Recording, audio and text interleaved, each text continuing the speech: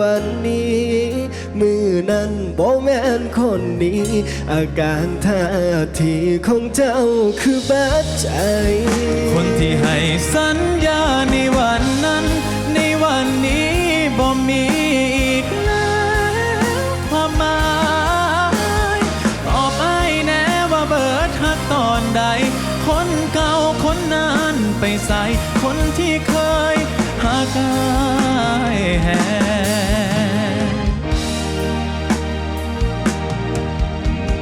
บอกอ้ายแน่ว่าเบิดหักตอนใดคนเก่าคนนั้นไปใส่